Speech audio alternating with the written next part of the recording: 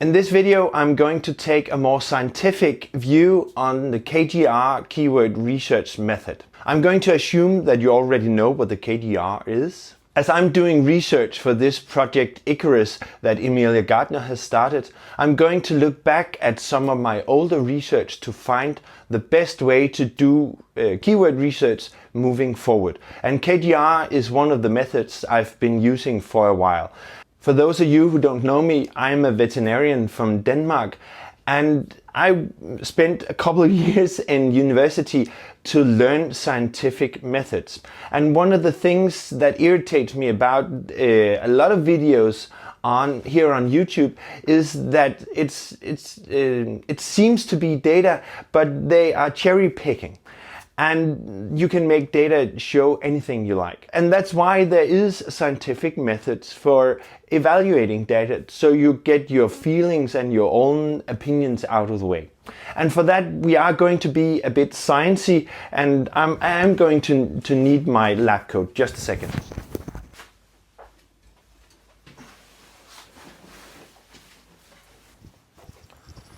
When we have a test, it can either come out as positive or negative. Positive meaning that the test has picked out a certain thing. In this case, is the KGR picking out the right keywords. As another random example, it could be a nasal swab for a virus with pandemic potential. When you're doing a nasal swab, it can come out positive, meaning that you have the virus, and it can come out negative, meaning that you don't have. Or that is the optimal way, because there's actually two other instances. And we are going to look at that. And for that, we are going to use what is called a 2x2 matrix. The test can either come out as positive or negative. But every test is going to have what is called a false positive. So most tests are going to give a positive test result in cases where they wasn't supposed to. So in this case, it's the KGR picking out a keyword, telling you it's a good keyword to write a topic on, write an article on, when in fact it's not. And in the other example, it's a nasal swab telling you that you have a virus when you actually don't. So this is what is called a false positive. In this case, we're going to use a keyword here. So the KGR test picks out that this is a good keyword, but in fact, it's not a good keyword. So I'm going to give it a minus in the keyword here. This is called a false positive. Of course, you can have a true positive as well, and that is what we are going for, of course. The opposite can also happen. So the test comes out with a negative, meaning that this is not a good keyword to write on, or you don't have the disease, but in fact it was a good keyword to write on, or in fact you did actually have the disease, but the test didn't pick it out. So this is going to be a false, can anyone guess it? Negative. And in this case, where the test says the disease is not there or the keyword is not there, it's going to be a true negative.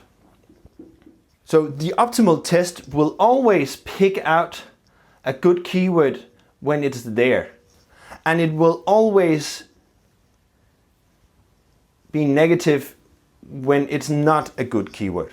Of course, the world is not optimal and no test is ever 100%, but we want these two values to be as high as possible. And we want as few false positives and as few false negatives as possible. And I'm going to fill in some real life data from one of my websites now. What I have here is the 10 best articles from one of my websites. And to be clear, this is not the website I'm doing a case study on in this video.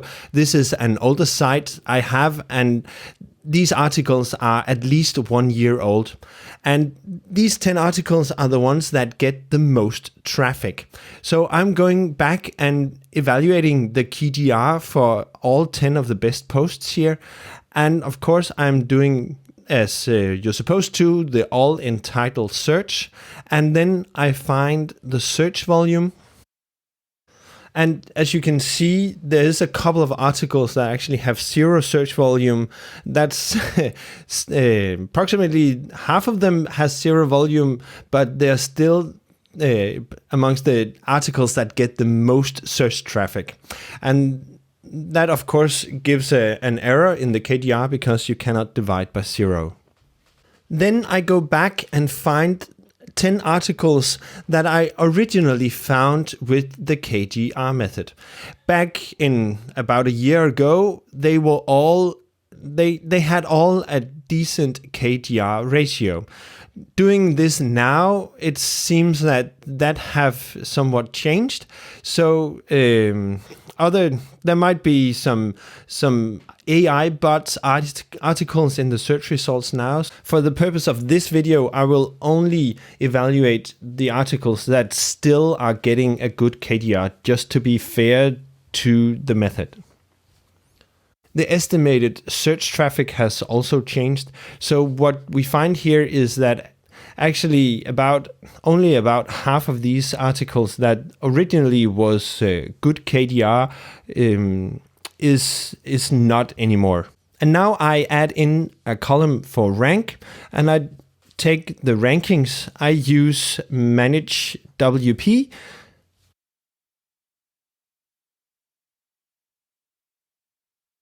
And then I add a column for page views within the last 30 days, just to add the data as well. So this is, of course, going to be used to evaluate if a keyword was a good idea to write an article on. One thing I quickly notice in the top 10 is that the 4 articles that rank the lowest, 7, 8, 6, and 7, all have a high KGR. I'm going to touch upon that just in a second, but that is one thing I notice in the data here. And from this, we're going to calculate what is called a negative predictive value and a positive predictive value.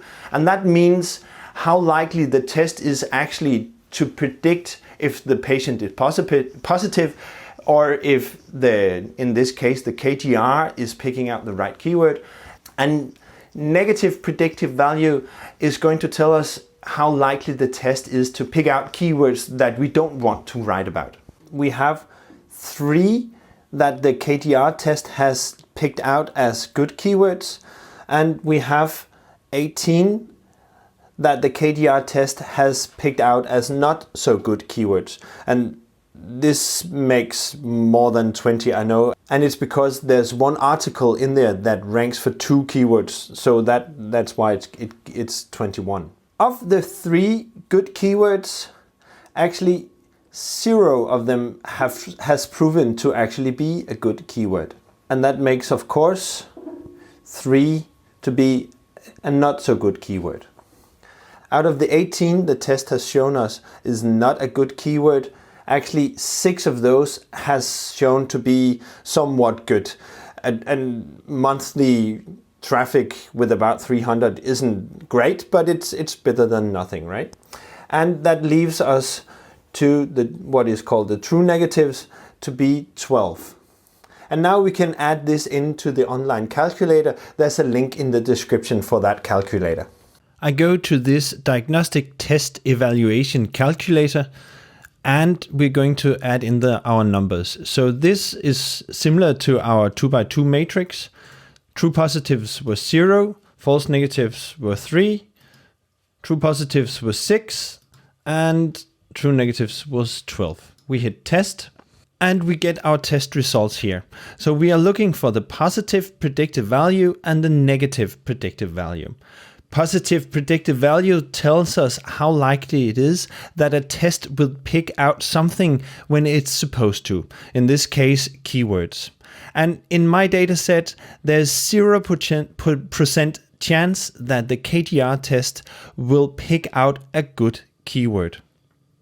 That is also shown in the sensitivity, meaning how sensitive the test is for finding a certain thing, and there's 0% chance. On the other hand, negative predictive value tells me how likely it is that the test will pick out something that I shouldn't care about. In this case, how likely the KDR test is to pick out keywords that I should not write articles on. And this number is way better. It's actually 80% likely. So this tells me that I can use the KDR test for choosing topics I should not write about. But it is not good for finding topics I should write about, according to my dataset anyway. Another thing we could look at is the CI, and it stands for confidence interval, and it shows us how confident that we are in the test results that we got. And the 0%, actually, the real value would be between 0 and 70, and that is a huge gap here. So it tells me that the data set was too small to make a precise prediction. So the true value could be higher within this range. But when we look at the negative predictive value, we can see that the range is way smaller, and that tells me that the data set is more confident that this is the correct value. Another thing we could look at is how accurate the test is from this data set, and it's just above 50%, just a little bit better than a coin flip. But this data shows that we can actually use the KDR method to predict keywords that we should not write about, more than it can predict keywords that we should write about. And as a true scientist, I have to point out places in my own data that might be faulty, and you can actually come at this data from multiple angles. And that is why I'm going to do a new study on this as well. But I have chosen articles that don't give a correct KDR number. And that's also sort of the point. If the keyword has 0 search volume in the tools, it's not going to work because you cannot divide by 0. And the KDR method cannot pick out keywords with 0 volume. And some of the good articles here have zero volume, but I included them in this data set anyways. And you can argue that this isn't the right way of using the KDR method. But that's actually sort of one of my points as well, because you are going to miss some of the articles that you would want to write. And that is actually what the data shows here. Another thing you can point out here is that I only used one tool to find the search volume. And if you look across 4 or 5 different tools, you would get different estimates on search volume. And depending on what tool I choose to use, I will get different results. So that might be something to include in a future study, is doing the KDR method for like 5 different tools. And that could be interesting in a scientific way, but if you're doing keyword research and you just want to find 50 good articles to start a website on, you might not want to spend that much time finding all that numbers in different tools. It might be a rabbit hole that distracts you from actually doing the work. So if we want to be more scientific in this approach, I would have to design a study where I choose, let's say, 10 different keywords that is found with the KDR method, and 10 different keywords that are found with another method. And I have to prove, I have to show you within like 6 or 8 months that there is a significant difference in these two groups. Just picking out data from an old data set to find what I'm going to prove here might also not be the best scientific approach. I've tried to do it as best as possible with the data I have, but I am going to do this more blind tested scientific approach. And this is a case study video for the Project Icarus. And even though it's a fairly new website, we are going to dive into the numbers for traffic and earnings.